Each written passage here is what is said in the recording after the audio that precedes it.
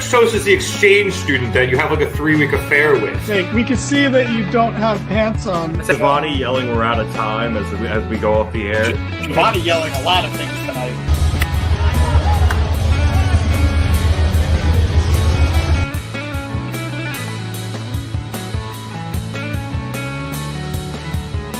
And welcome to the Smackdown podcast. Hey everybody, welcome to Smackdown podcast. I am your host, Matt Cascone. Hope you've been following us on Instagram at Smackdown Pod. I've been talking about Raw tonight, and now we're going to do a more thorough review, though I did miss the first 20 minutes. Unfortunately, it's just me tonight, no backup, so we'll make do. I do know that it started off there in San Jose, California tonight. Punk starts off the show. And where is my seltzer? I'm getting dry mouth already. I'll figure it out. So Punk starts off the show. He comes out to the crowd. Very happy crowd to see him. He first off, he almost slips on the announce table. They got some new slippery announce tables, some reinforced announce tables, as they call them later in the night. Let me just look for my seltzer. It's got to be here somewhere. Yep, found it. It's on a coaster where it belongs. All right. But so anyway, he slips on the announce table, Kofi Kingston style. He's all right. He sticks the landing, so to speak. Gets in the crowd, gets in the ring, says it's good to be alive on a Monday night. You know, this typical thing. He then says, hey, real quick, just want to thank all of our firefighters, EMS, first responders that are in LA doing their thing to stop this natural disaster that we're dealing with right now. You know, kudos for him saying that. It wasn't super cheesy, sometimes things like that. Obviously, of course, we should acknowledge our first responders, but sometimes it's like, are you saying that to be genuine, or are you saying that to get a cheap pop from the crowd? Punk doesn't need no cheap pops. It did come off sincere, and he's getting cheered regardless. He's happy to be there, happy to have beaten Seth Rollins. It's actually playing right over here on the side. Oh, look at that. All right, I'll talk about that part later. He's ready to move on. Royal Rumble, John Cena, all these kinds of things. Seth comes out, interrupts. He doesn't think they're done. He's at the very least going to be in the Rumble. Then Drew McIntyre comes out and he interrupts. And Punk is just done with this cheesiness. He doesn't want anything to do with these guys. He's already had 3 matches with Drew. He's had the 1 match since his return with Seth. I don't think he wants to deal with it anymore. But it is what it is. Turns out we're going to have a match with Drew and Seth next week. Raw number 3. It's going to be Seth freaking Rollins, who Punk called he called him the Messiah, Seth Rollins, earlier tonight. Don't know what that's about. Punk, that's like 2 nicknames behind.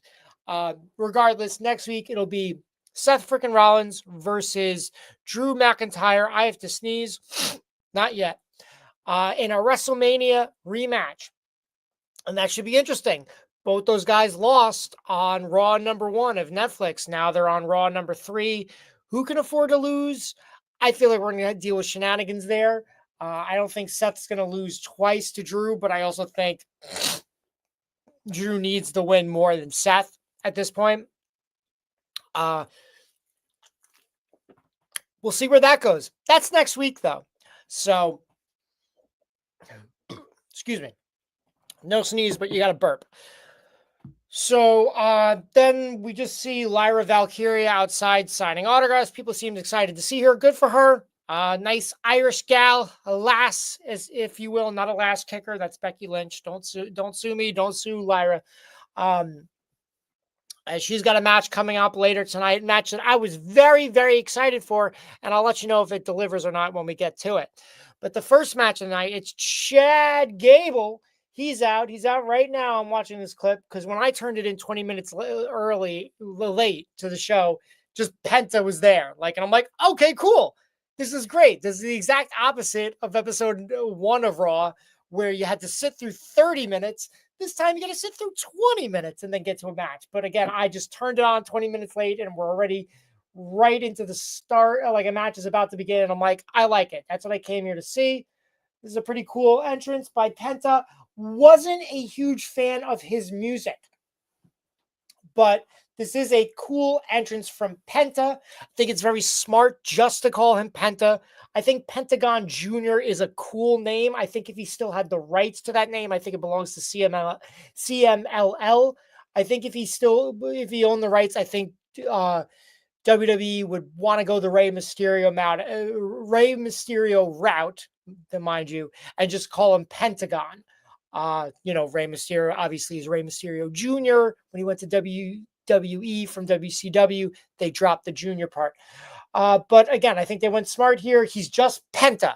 I think that works. Not Penta Oscuro, like whatever. Like, all that was it was too wordy. Pentagon Jr., if you can't do that, Pentagon. If you can't do that, Penta. It works.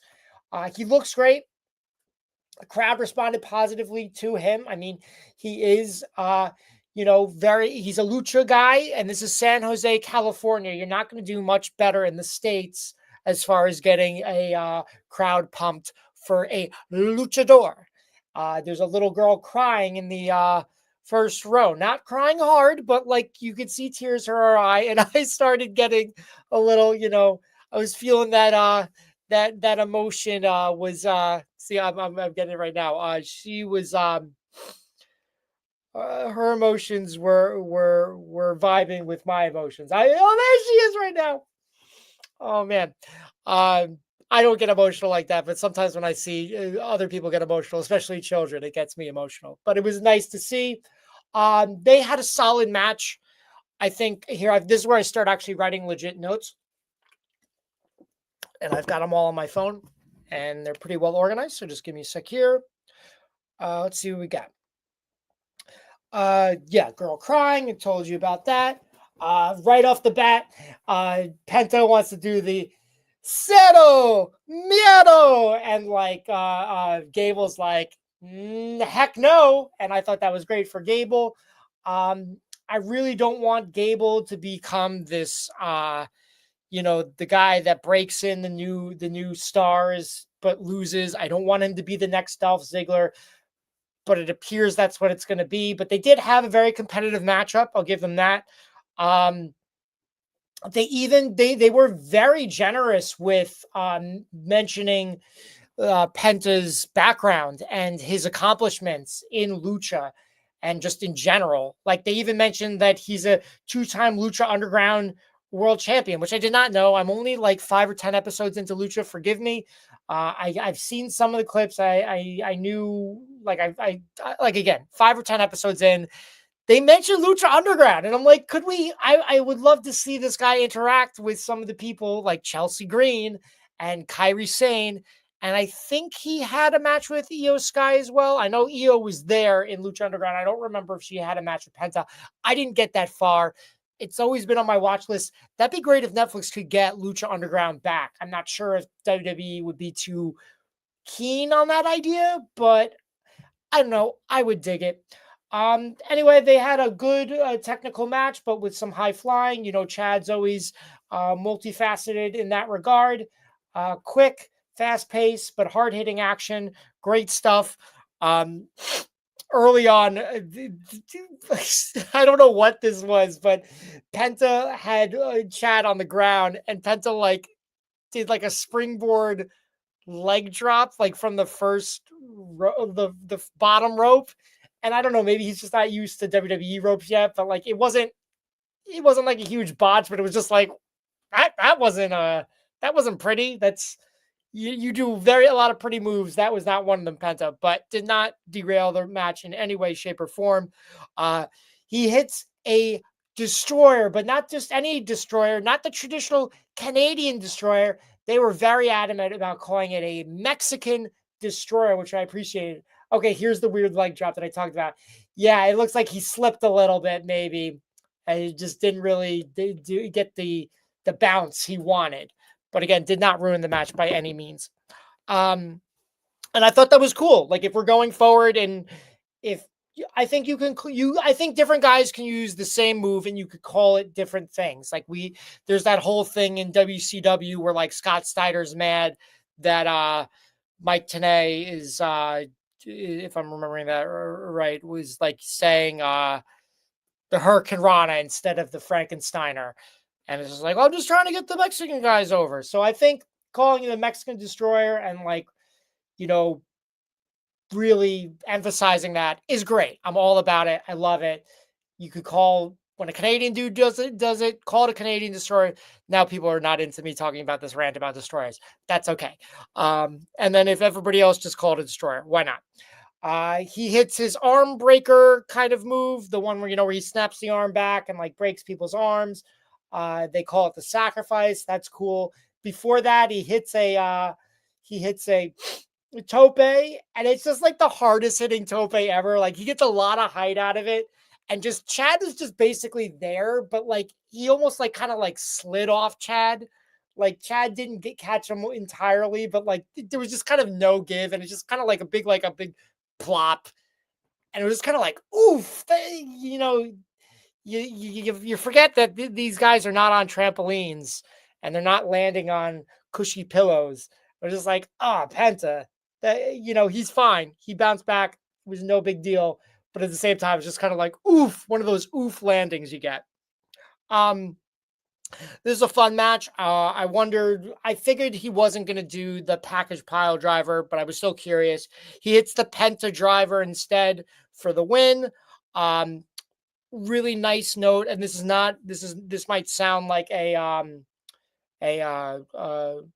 nitpick or something I didn't like, but I actually did like it, is he discreetly grabbed Chad's hand afterwards. Like when Chad was on the ground and Penta was on the ground, he's ready to get up. He kind of gave like Chad's hand a little squeeze, look like a sign of respect, like a thank you, that kind of thing.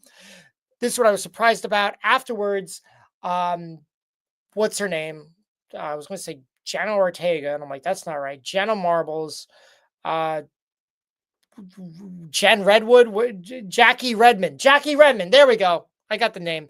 She comes into the ring and she wants to talk to Penta. And I'm like, holy shit, Penta's going to talk. And he's talking in English.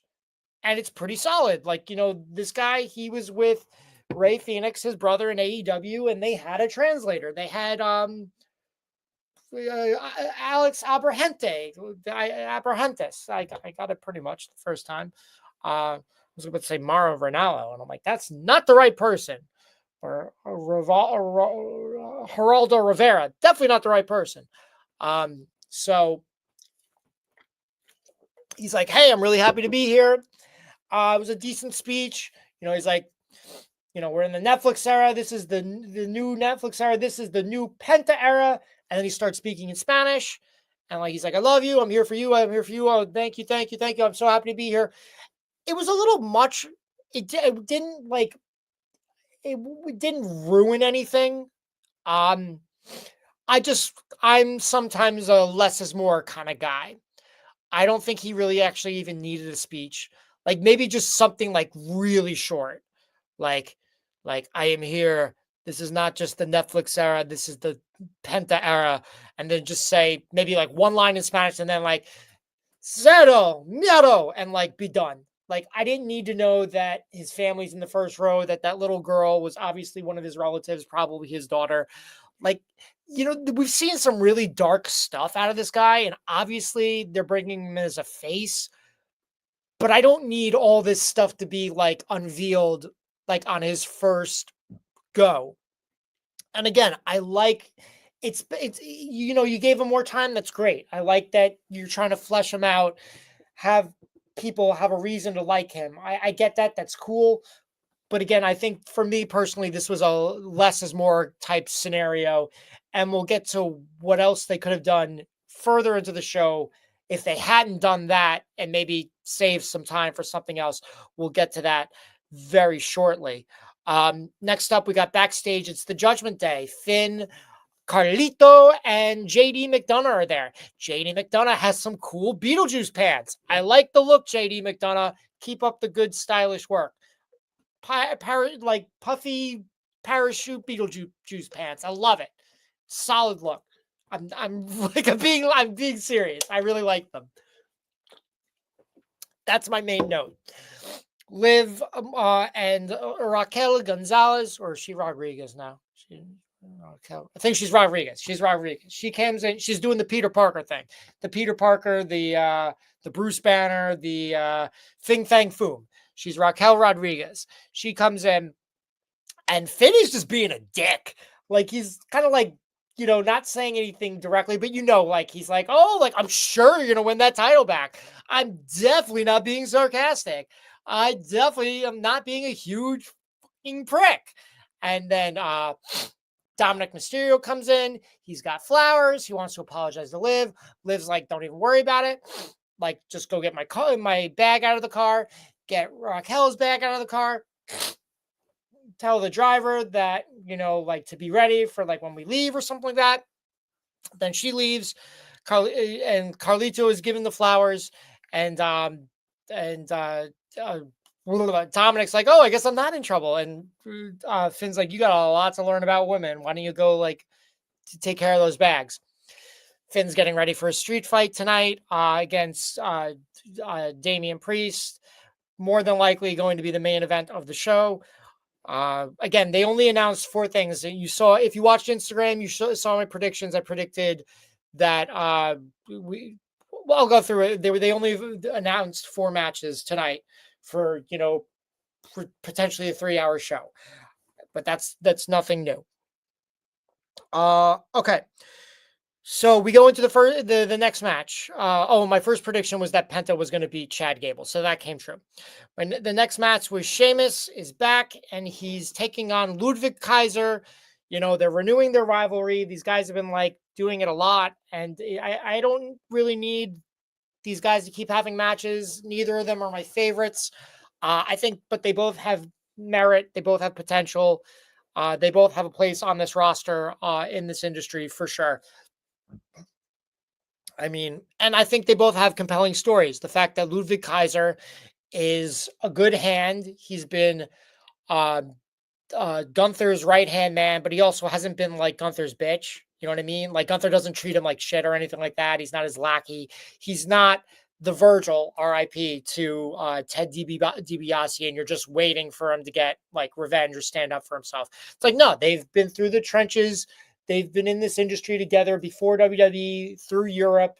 They've known each other for like 15 years, something like that. So, it's just about Ludwig Kaiser trying to, not distance himself from Gunther, but also be his own man as well, being like, hey, I've worked with Gunther.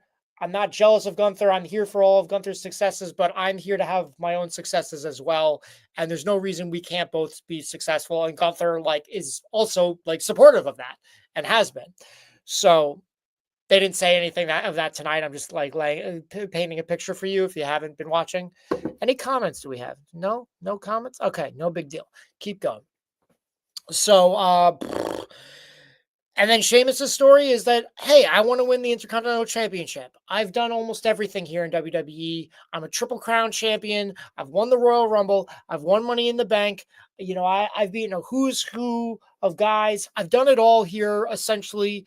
And, like, literally the only things left for him to do are to either main event a WrestleMania or win the Intercontinental Championship. And let's be honest, like, Sheamus is really good, but he's not. Like, at this point in this scenario, he can't be like a WrestleMania main eventer. Something would have to, the stars would really have to align. So it's more feasible to be the Intercontinental Champion. And if I'm being honest, I think he already should have been Intercontinental Champion. He should be a Grand Slam champion. He should have won the Intercontinental Championship when Daniel Bryan vacated it. Storyline wise, it was that they went, Daniel Bryan had to retire because of injury, and storyline had basically made it that, like, Sheamus had kind of was, like, partially responsible. Like, they were kind of feuding, and, like, Fake Abe injured him. So it's like, why not have Sheamus win the vacant IC title in the Elimination Chamber? Instead, they went with Ryback, which, hindsight, that was a huge mistake. But I even thought it was a mistake at the time. I didn't have anything big against Ryback. I just thought it made more sense for Sheamus. But who knows? Maybe they'll right that wrong coming down the pipe. These guys had a hard-hitting match. Like I said, I don't need to see any more matches between them, but like this was solid. There was some good hits. There was some good stuff. What did I write? First, before even the match started, Sheamus comes out to the ring, and there's a girl, first row, near center camera side. So you see her, and she has a great Sheamus sign. It's like Fight Night, something like that. And you see, like we all see the camera. We see her. It's not a close-up of her, but we see her. We see the sign. Sheamus coming down the pipe. He turns left. He sees the girl. He goes over to the girl. What do? They miss the moment. They do the freaking aerial shot with these drones, and I'll get to those later too. And then, like, he's interacting with the girl, like, hey, look at us, it's Fight Night. She's the only girl here with a Sheamus sign, and she's in the front row, and I'm here with her. I'm giving her moment. We're sharing this moment together, and the camera is missing it. Everyone at home is missing it, but we see you missing it because you're doing this stupid aerial shot that you can do at any other time. And it's like, come on. This is so simple. Oh, I think I'm being too loud. My sister is sorry, I'll keep it down. My bad.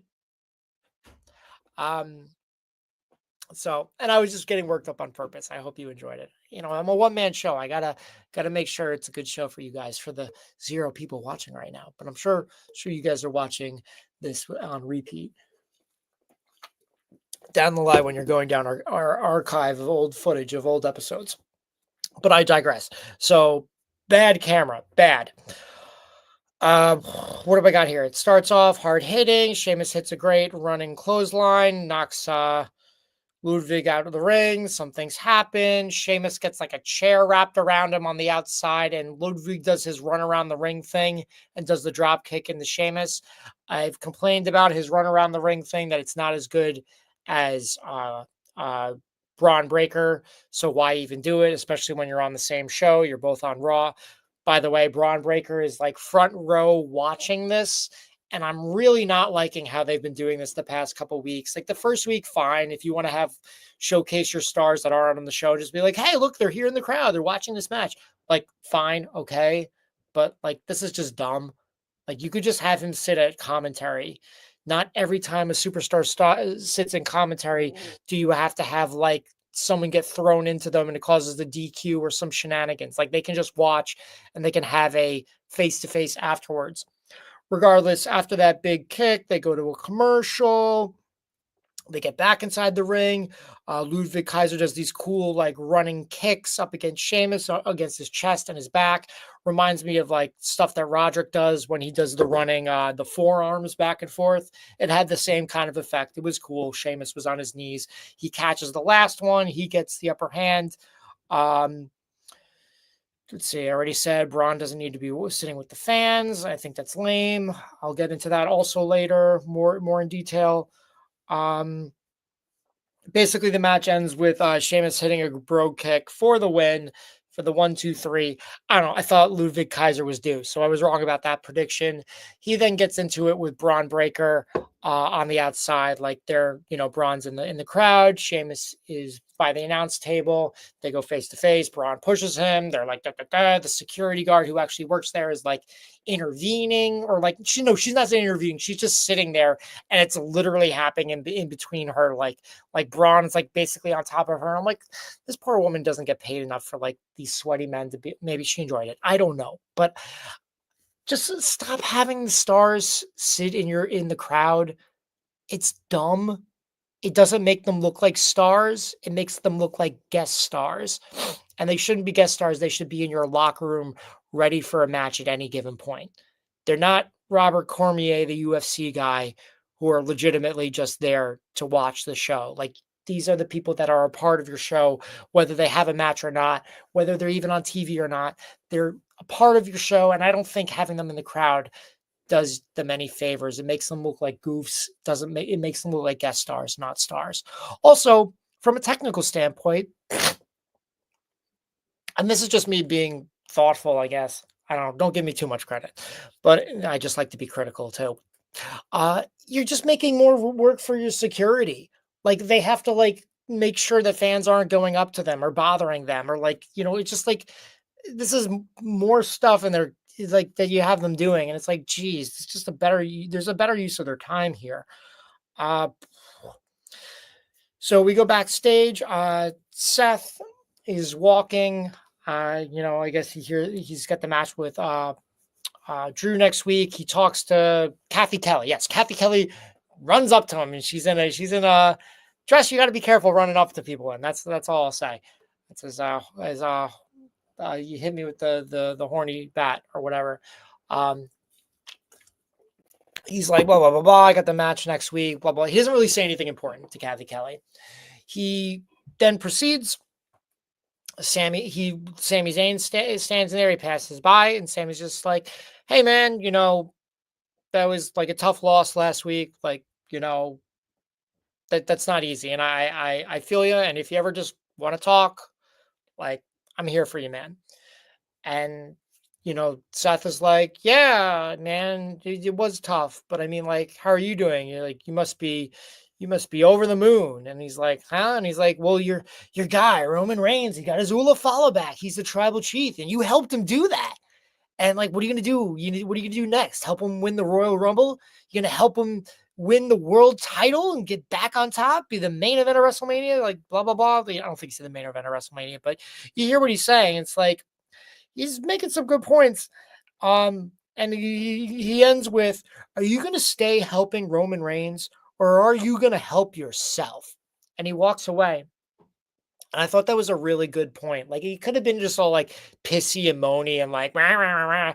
And he was being snidey, snarky, whatever you want to call it, snooty, as they say in Ferris Bueller. But he makes a good point. And here's a point that I will make. Sami Zayn, did he make the bloodline? Like, did he make that a viable storyline, or did the bloodline make Sami Zayn a star? Which is it? Or can it be both? I think it can be both, but I think Sami Zayn, there's only keeping a good man down for so long. The guy is amazing. And I think it definitely catapulted his career, but I think he would have gotten there one way or the other unless they were really just trying to keep him down, which is entirely possible too. But he deserves his flowers. He's so talented and so deserving. We talked about it last week. Like, we think Jey Uso needs to beat Roman Reigns more than he needs a world title. And we think Sami Zayn, like that's Jey's story, is that he needs to beat Roman Reigns. That would be the solidifying mark in his career, at least his singles career. And for Sami Zayn, it's winning a world title. Beating Roman Reigns is kind of irrelevant in Sami's story at this point. And here's what I'll say, which is a big thing. Since losing to Roman Reigns at Elimination Chamber in Montreal, his hometown, everything Sami has gotten, all the accomplishments that Sami has gotten since then have been consolation prizes. Think about it. Like, everyone wanted him to win the world title in Montreal and beat Roman Reigns. Maybe not everybody, but most people, and definitely everybody in that building.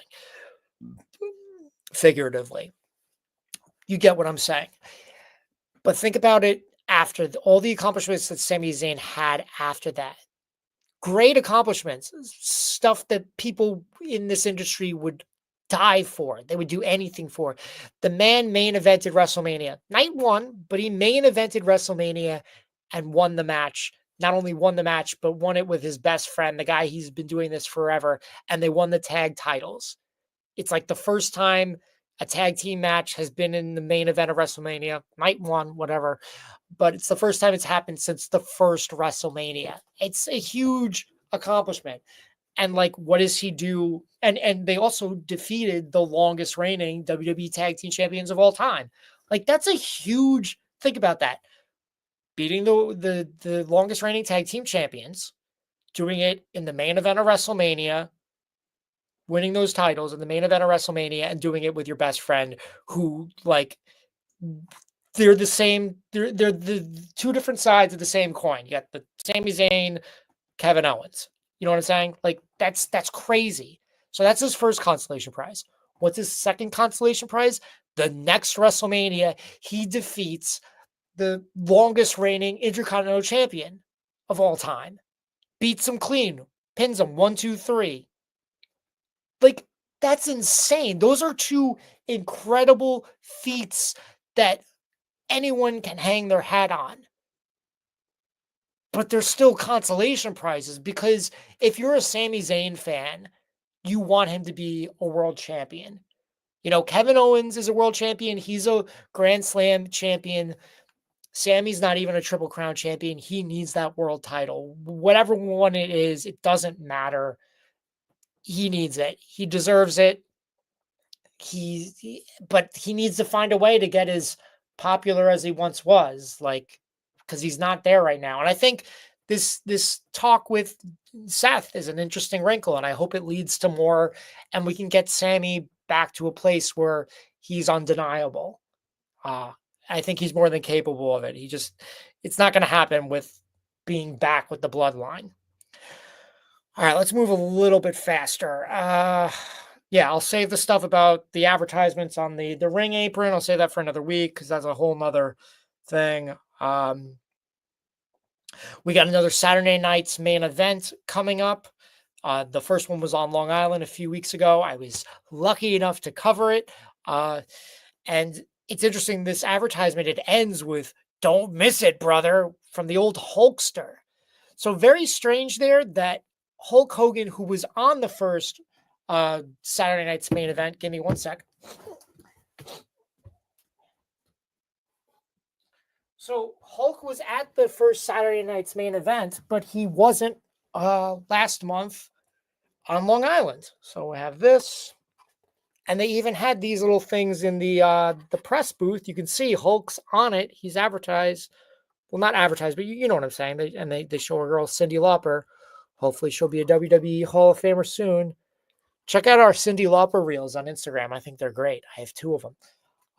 The first one did really well. The second one did not, but I think the second one's actually better. Regardless, I thought it was very strange that they didn't have Hulk on the first Saturday night's main event. Not the first, but, you know, of this series, this new one. And you might be thinking, hey, Matt, New York is a blue state. He might have gotten the same reception that he got in California, another blue state. Obviously, last week on Raw, Netflix, Hulk got booed out of the building. I don't think that would have been the case for 2 reasons. Saturday night's main event on Long Island was kind of like a retro vibe.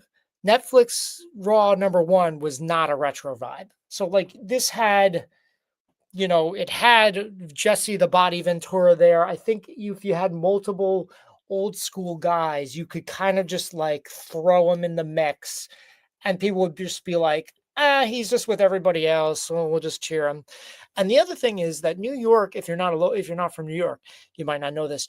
While New York is a blue state, Long Island specifically has been voting Republican like the past couple big elections. So I think his response would have been mixed. Okay, we got our first comment of the night. Nathan Johnny Lance. Hey, bud. And Nathan says, give me one sec. Nathan for you, Nathan for me. Nathan says, if Io Sky had shown up during Rhea Ripley's promo, it would have made my night even better. Triple H needs to make an Io versus Penta match happen. I'm talking full Lucha Underground vibes. Seriously. Okay, so I couldn't remember if he did face Io or not. I know he faced Kyrie and Chelsea Green. Totally agree with you, Nathan. I don't think it'll ever happen, but maybe we could like get some kind of crazy shenanigans where like maybe somebody does a Hurricane Rana. Like, we're never going to see men do like wrestling moves on women WWE. We might be able to get away with a Hurricane Rana. That I would pop for that. Or if Io does like a suicide dive and onto Penta and like a number of other people, including some women, I'm for it. I would love to see it, and I definitely need to watch the rest of Lucha Underground. Like I said, I only watched 5 to 10 episodes. I don't think 10, probably closer to 5. And I loved it. I love the format. I love that it went into like, well, people think wrestling is kind of like a fake cheesy soap opera. And Lucha's like, okay, yeah, let's go with that. And I'm like, it works. It works. I dig it. But I digress. So anyway, I just think it's strange that you're bringing Hulk back so fast after he got booed out of the building. I take it the next Saturday night's main event is going to be in a red state. I just think it's a bad idea. Like, it seems like you're going to do multiple Saturday night main events. If you have to bring Hulk back, bring him back for the third one, not the second one. In any case, I think he should have just been at the first one, not been on Raw last week, and then you could have had him back for the second one, no problem. But that's neither here nor there. I mean, we can't go back. It is what it is. So anyway, what else I got next on my notes? We got to go faster. I'm not. We're only 35 minutes in, but I'm getting hot and steamy. Let's see if I can turn this. No, I'll keep the light on. Good for. All right.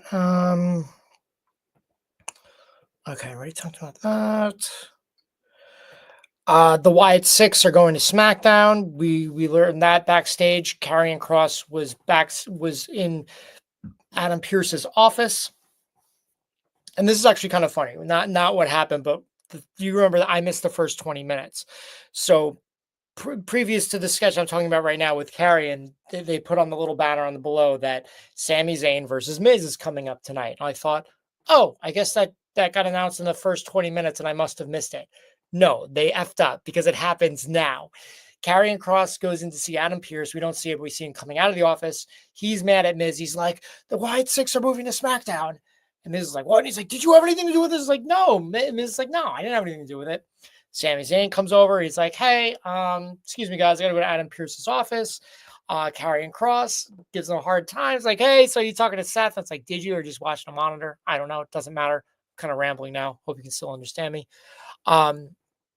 It's just Karrion Kross doing his classic thing of stirring in the pot, which I actually really enjoy about him. I like that he's able to seemingly manipulate everyone. He can't seem to win a match, but he can seem to influence everybody in certain ways.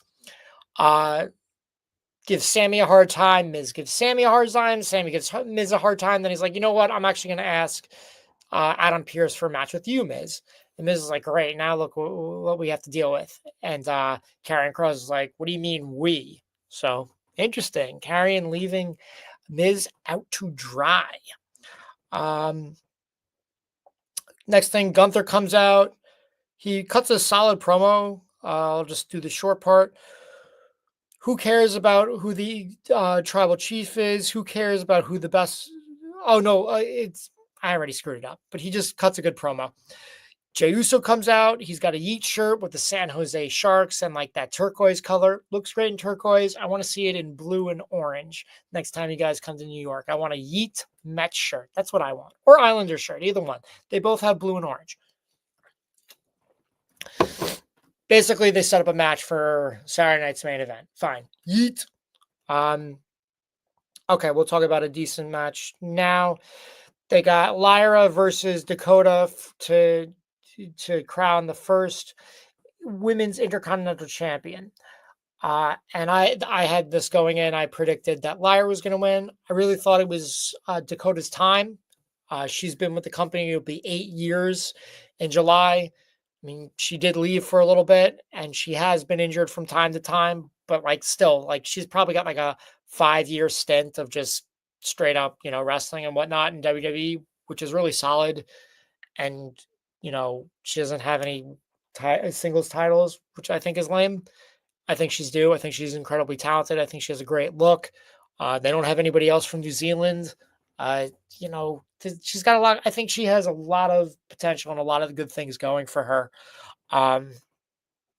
But I just think they see bringing Becky Lynch back and wanting to do Becky Lynch versus Lyra Valkyria Part 2 and having that Intercontinental title on the line elevates that title, which I can't disagree. Like, I can't think of anybody on the roster after Lyra, if Dakota were to win, where you would care that Dakota was like facing off with this person. Like, maybe at one point, what's her name? Shayna Baszler. Like they have history back in NXT. I thought that Dakota Kai was going to be the one that beat Shayna for the NXT championship. And maybe she would have, but then Rhea came in and like the crowd response for Rhea was huge. So they kind of pivoted. That was the whole thing. If you don't remember, like Rhea came from NXT UK. Her first night in NXT, she got a huge response. And the backstage hands are like, okay, well, don't have Shayna beat her clean. Just have it end in like DQ shenanigans. And then they were off to the races and, like freaking Rhea's team won 3-5 in 3 versus 5 in War Games. And then Rhea beat Shayna for the NXT title. So, and outside of Tegan Knox, yeah, just, all right, let's get to the match. I'm ranting a lot and I don't have anyone to bounce off of, and I'm just going to keep rambling and going longer. I don't think longer is better. I want to cut this to an hour just to help the algorithm. Shouldn't have said algorithm. It probably hurts our chances. Okay. Let me see what I read here. Come on, I definitely wrote it. Okay, so this match starts off pretty fast. Both these girls, they seem a little nervous, which I'm surprised about. They've been doing this long enough time. And Lyra's had a match with Becky Lynch. And Dakota Kai's been on WrestleMania, but they both seemed a little nervous. And it was not bad by any means, but I think that's worth noting. At least that's how it came across to me, was that they're both nervous. And I'm like, there's no need to be. You're both really talented. I think you could have a banger of a match.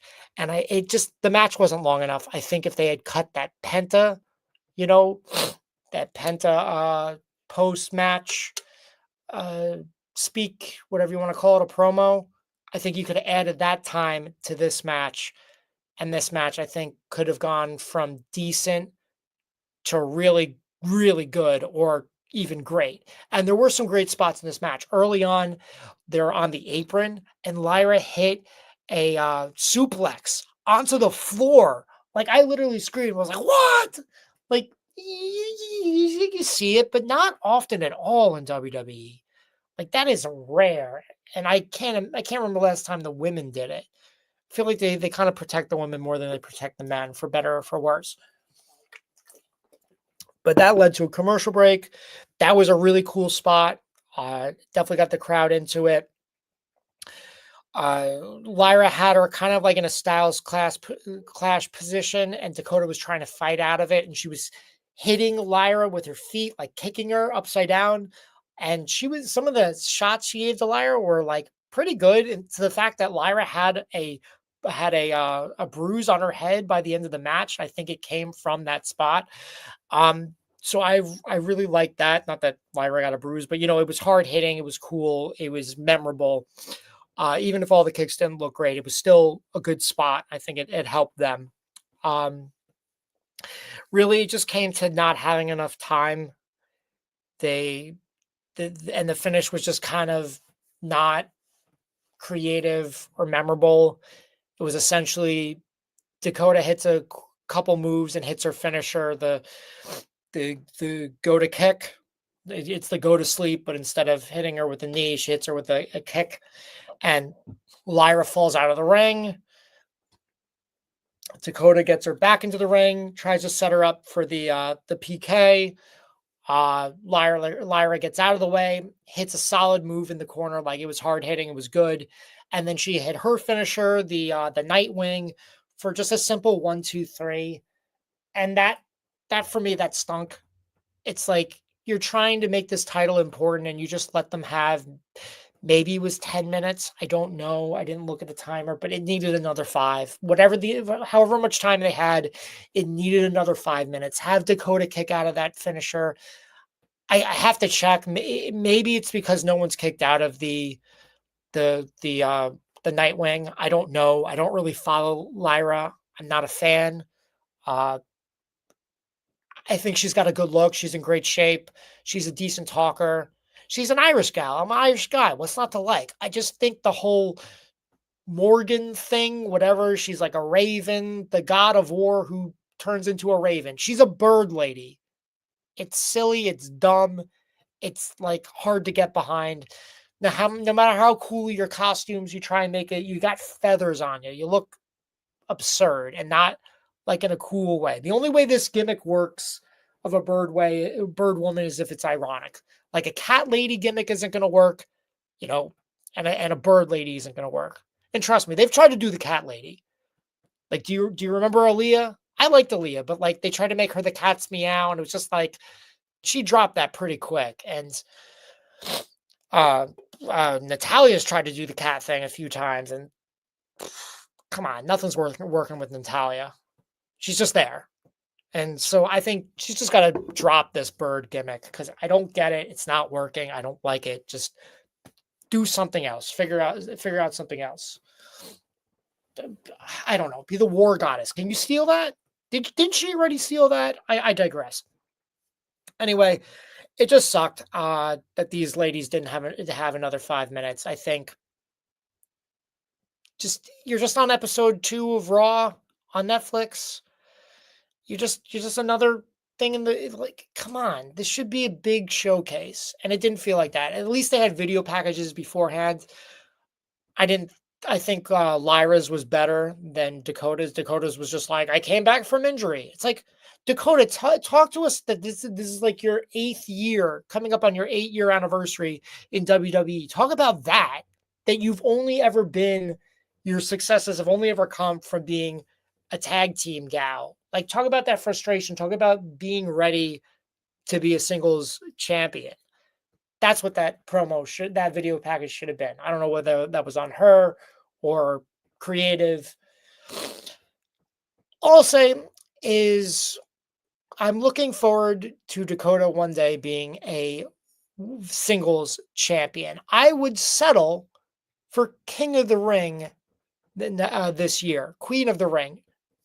Hey, her gear tonight, it said King Coda. Just have her be King Coda. Have a Queen of the Ring that calls himself a king. That works for me. I like it. And then she's number 1 contender for the championship. Maybe she wins the championship. Maybe she doesn't. Have her do that and have Raquel Rodriguez be your heavy again. I like them as tag team champions. I think they're the best duo out of all those groups of duos they've been in.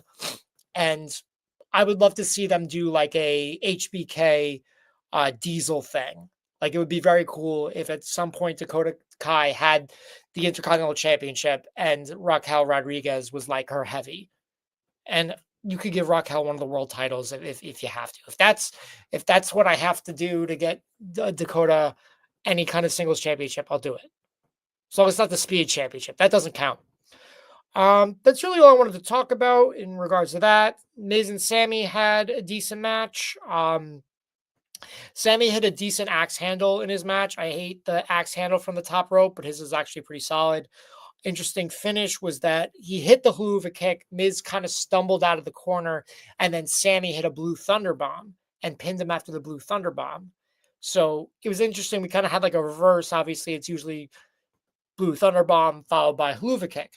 And I think nothing wrong with that. Fun switching it around, and also wasn't awkward or anything. It wasn't like Miz fell and Sami picked him up and was like, I'm going to do one more move on you because I forgot to do it earlier. No, it was fluid. I liked it. I don't like the drones. The drones flying around. It's giving me motion sickness. Stop it. Rhea comes out. She gets interrupted by Nia Jax. She talks about the transfer window. The crowd boos Nia hard. She announces she's in the Royal Rumble. Then she makes fun of Bayley, who's in the crowd. I completely forgot she was in the crowd. Like I said earlier, stop doing this. It's dumb. I don't know. You could have had Bayley come through the crowd, like have Bayley's music play, have the crowd go wild because she is from San Jose. She's the hometown hero. She hops the barricade. She asks Rhea Ripley if she can come to the ring. She's like, Mommy, do you mind? Like, which was kind of lame. She looked like a chump. Nia beat up Bayley, then beat up Rhea, then they both beat up Nia. And then Bayley looks at Rhea's championship. Bayley looked like an absolute chump in this segment. Like, is it career ending? No. But, like, what else can I say about Bayley tonight? specifically about tonight. She looked like a chump. She looked great. Loved her shirt, loved her hair. You know, she was looking good, but like she looked like a chump. We go into the final match. It's the street fight, Finn Bálor. What do we got? 11 minutes? 10 minutes. Okay, here we go. Finn Bálor versus Damien Priest in a street fight. Damien Priest comes out first. Finn Bálor, his music hits. Surprise attack from behind, hits him with a kendo stick. He starts laying into him. That was great. Damien does the thing where he grabs it, then he reverses it, then he starts hitting with the kendo stick. They brawl into the crowd. Finn gets thrown into one of those secondary barricades. He grabs a trash can from back there and hits Damien, which was great. Let's see here. They had some weird chairs. Michael Cole mentions that these guys are even Steven at this point, with both of them having 3 wins over each other. So this is their 7th match, a tiebreaker, if you will. I really like that. That's something they do in AEW is they talk about, hey, these guys have had X amount of matches against each other, and this is what the win-loss ratio is. I really like that Michael Cole did that. I did not realize they had that many matches. I remember the U.S. title match they had, the last match they had, obviously, this match. I'm sure before Finn joined Judgment Day, they had a singles match. Like, I can only think of 4 right off the bat. Maybe one in NXT. So, yeah, that was cool. Then they go into the opposite side of the crowd, the camera side. They go into like a balcony. Damien hits a Falcon Arrow perfectly onto 2 tables set below. It was great.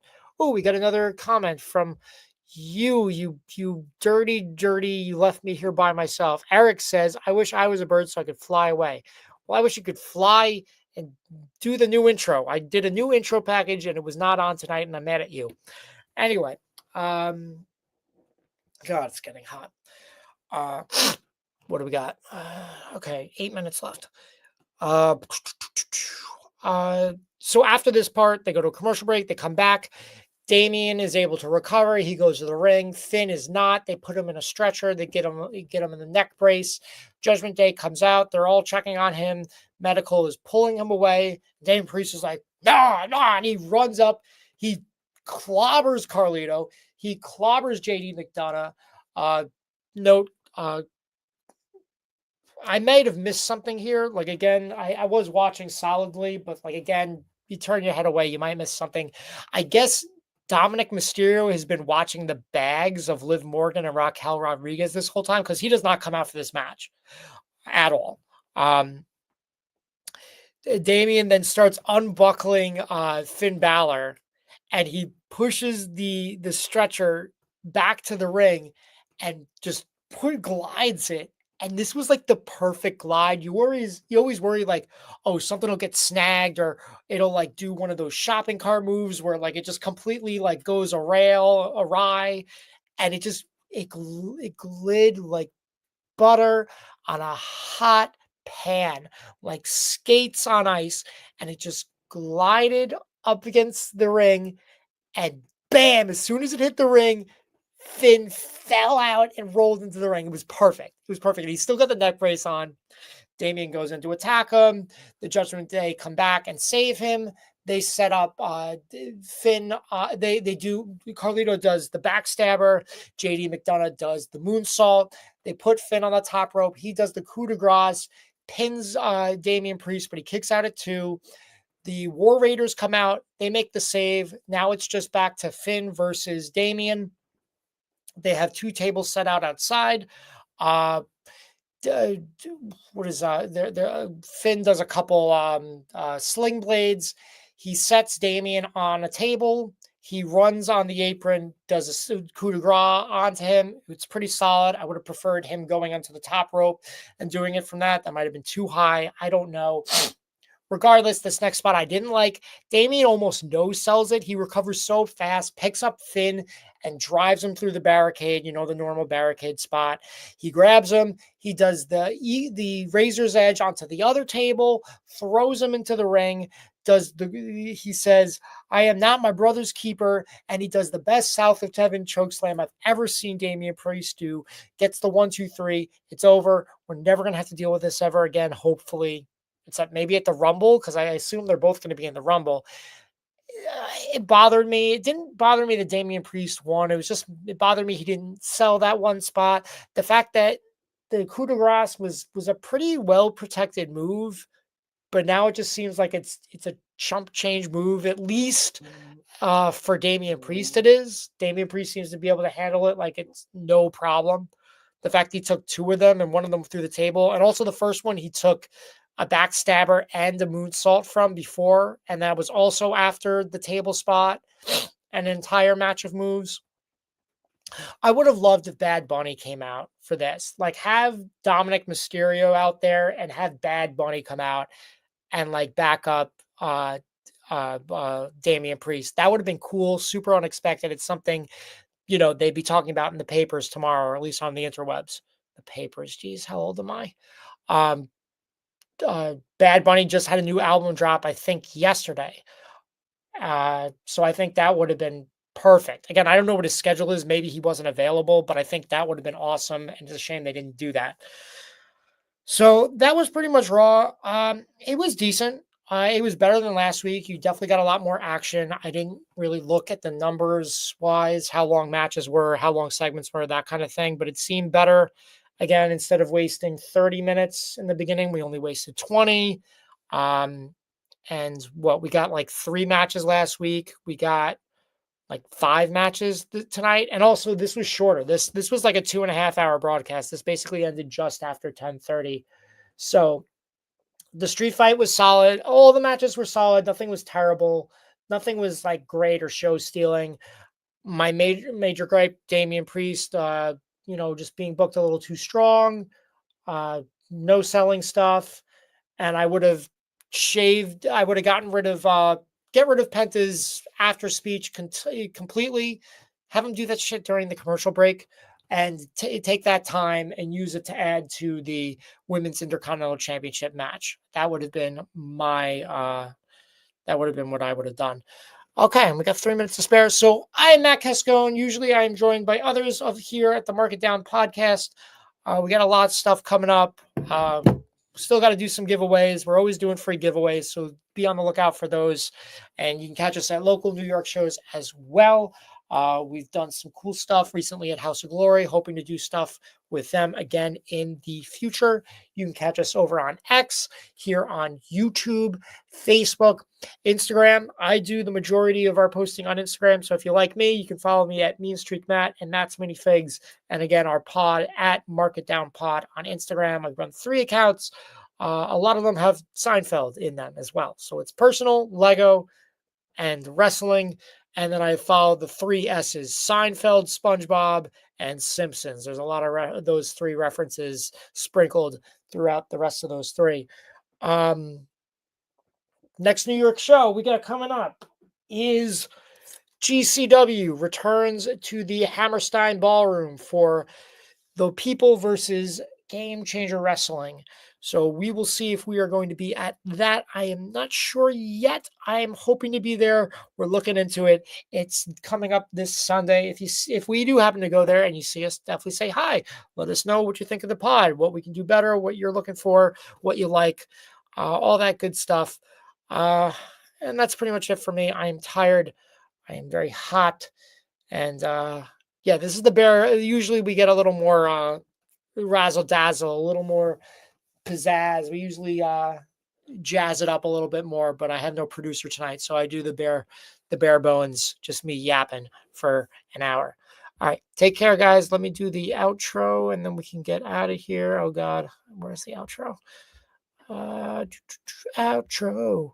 Looking for the outro on the thing, and then I can stop. Okay, this is good enough. Here we go.